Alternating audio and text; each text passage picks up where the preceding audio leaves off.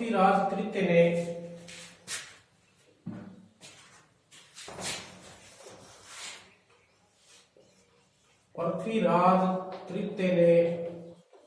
कला साहित्य विभाग की स्थापना की थी। कला साहित्य विभाग की स्थापना की थी। कला साहित्य विभाग की स्थापना की और इसका जो अध्यक्ष बनाया था वो बनाया था पद्मनाभ को अध्यक्ष बनाया। पद्मनाभ को अध्यक्ष बनाया था और विद्वानों का ये आश्रयदाता था। विद्वानों का आश्रयदाता। कई विद्वान इसके दरबार में रहते थे। नाजन आशा जयचंद्र के नाम से आप इनको याद भी रख सकते हैं। नाजन आशा जयचंद्र। ना का मतलब है नागेश्वर, जन का मतलब है जनार्दन, आशा का मतलब है आशाधर, जय का मतलब है जयानक और चंद्र का मतलब है चंद्रबरदाई। तो इस प्रकार से ये 5 विद्वान पृथ्वीराज तृतीय के दरबार में रहते थे। नाजन आशा जयचंद्र के नाम से भी इनको आप याद रख सकते हैं। नागेश्वर, जनार्दन, आशाधर, जयानक और चंद्रबरदाई। जयानक ने एक ग्रंथ लिखा था पृथ्वीराज विजय ग्रंथ की रचना की थी। कहाँ की थी ये? पुष्कर के तट पर। पुष्कर के तट पर कौन थे ये? कश्मीरी विद्वान थे। और ये जयानक विग्रहराज चतुर्थ, सोमेश्वर व पृथ्वीराज तृतीय को अपनी सेवाएं दी। तो आपसे पूछे कि जयानक किन चौहान शासकों के समकालीन रहा है? ये विद्वान था, कश्मीर का रहने वाला था और पृथ्वीराज विजय की रचना इसने पुष्कर के तट पर की थी। बहुत बड़ा विद्वान था। विग्रहराज चतुर्थ, सोमेश्वर व पृथ्वीराज तृतीय को दरबार में अपनी सेवाएं दी थी। और इस पृथ्वीराज विजय में जो तराइन का युद्ध उसका उल्लेख नहीं है। तराइन के युद्ध का उल्लेख इन्होंने नहीं किया। और फिर चंद्रबरदाई है, इनका नाम था पृथ्वी भट्ट या इनको वल्लादी भी कहते थे वैसे, वल्लादी। और इन्होंने जो ग्रंथ लिखा था वो था पृथ्वीराज रासो ग्रंथ इन्होंने लिखा था। वीर रस का एक ग्रंथ था, वीर रस।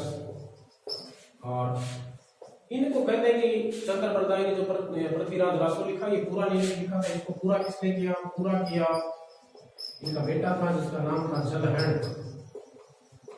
जलहण ने इसको पूरा किया था। और इसको उद्धारक या लोकप्रिय किसने बनाया? उद्धारक बनाया कर्नल जेम्स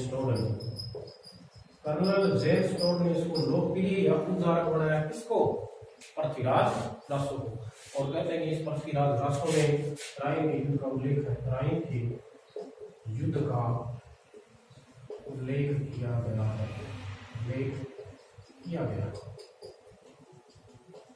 ये बात भी आपको याद रखनी है। जयानक ने पृथ्वीराज विजय की रचना की थी।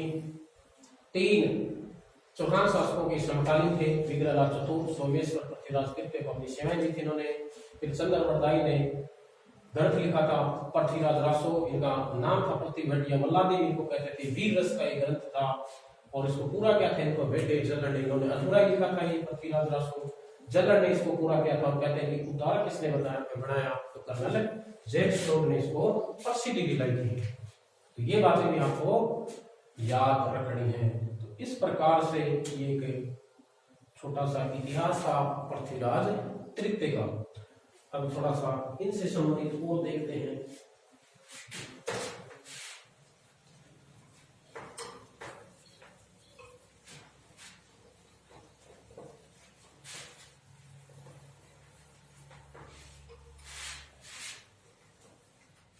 देखिए कहते हैं कि मोहम्मद गोरी के साथ साथ ख्वाजा मोइनुद्दीन चिश्ती भी भारत आए थे। चिश्ती भारत आए। ख्वाजा मोइनुद्दीन चिश्ती भी मोहम्मद गौरी के साथ साथ भारत आए थे और उसमें ये पृथ्वीराज चौहान तृतीय का शासन हुआ करता था। पृथ्वीराज चौहान तीसरा।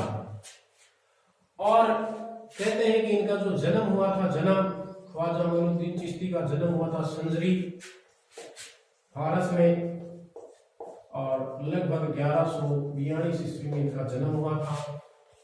इंतकाल हुआ था, ये हुआ था लगभग 1233 ईस्वी में।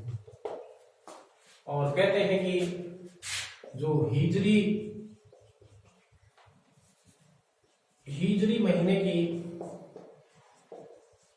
महीना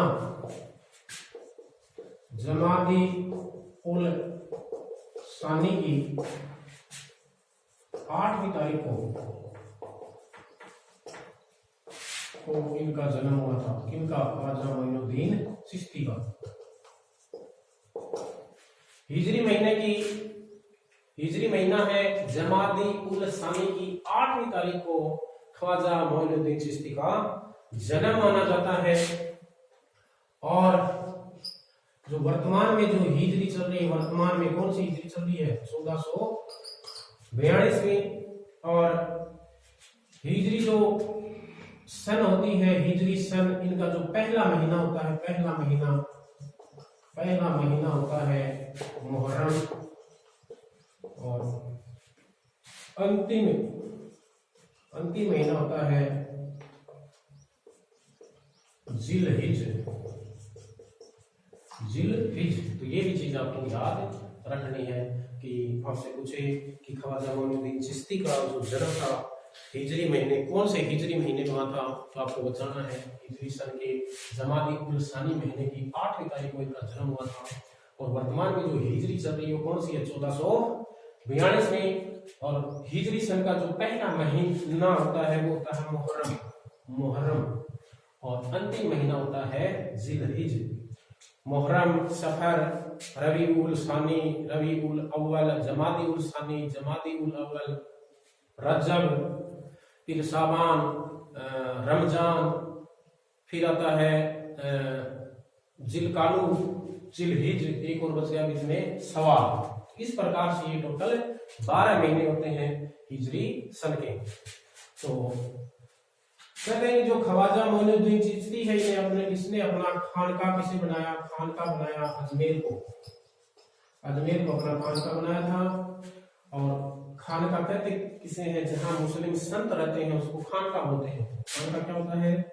मुस्लिम संत जहां रहते हैं उसको खानका बोलते हैं। मुस्लिम संत जहां रहते हैं वो जगह कहलाती है खानका। तो अजमेर के अंदर इन्होंने अपना खानका बनाया। फिर आगे चलकर के अजमेर में दरगाह का निर्माण करवाया। दरगाह का निर्माण किसने करवाया? इल्तुतमिश ने दरगाह का निर्माण करवाया। और ये जो दरगाह है इसमें 2 देग बनी हुई है। 2 देग कहते हैं कढ़ाई को, कढ़ाइयां। तो बड़ी कढ़ाई है उसका निर्माता था अकबर। बड़ी का निर्माता है अकबर। लगभग 1567 के आसपास निर्माण कराया था। और एक देग छोटी है जिसका निर्माता है, छोटी का निर्माता है जहांगीर। उन्होंने लगभग 1613 ईस्वी के आसपास छोटी जो देग है या कढ़ाई है उसका निर्माण करवाया था। और ख्वाजा जो चिश्ती है इनको सांप्रदायिक